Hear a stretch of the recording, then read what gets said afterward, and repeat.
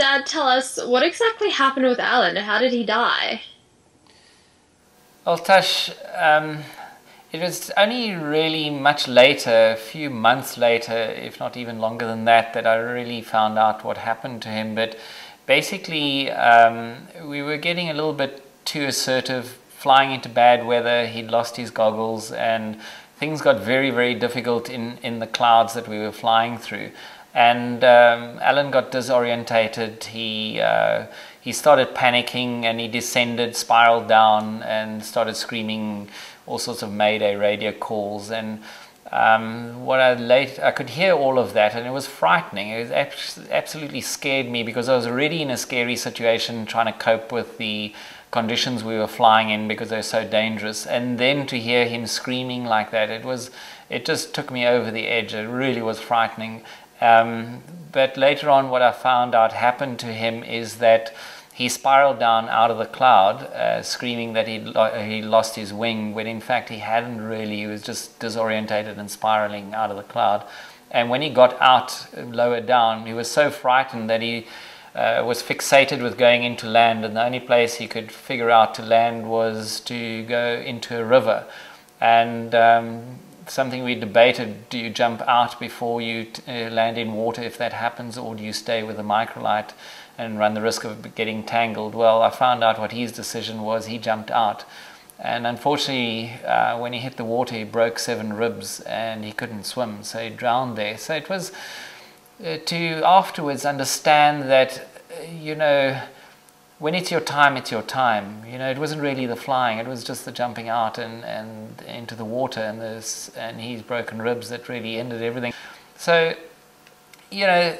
at that time when I was there, and the little bit that I did know, I kind of knew that it was of a serious nature and that he was crashing, and I had to fly for another 2 hours. And in the fore of my thought all the time was, what had happened to him? What's going on? Is he going to be okay? And then I'd flash on to you and I'd worry about you.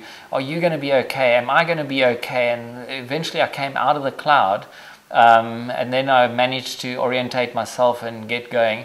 All I could think of was to get onto the ground and to phone you as quickly as possible, because I knew by this stage we'd gone so far and set so many records. This was going to be in the media. This was going to be big, and you were going to hear about it.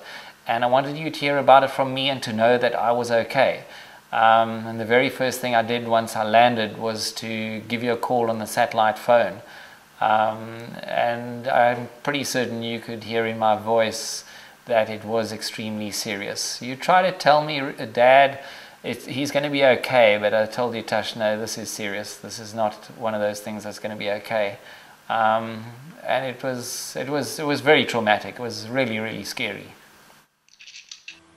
Dad, do you still miss Alan? Yes, I definitely do. I think about how much we done together, even the planning and the preparation and the expeditions that we'd done together. And to lose a friend like that is like losing half the memories and half the experience. It's just gone. It's a huge loss. And I just think of the value if we had both made it back. How things would have turned into this massive expedition that had ended off so happily. And I kind of try and weigh the one against the other, and it's really sad,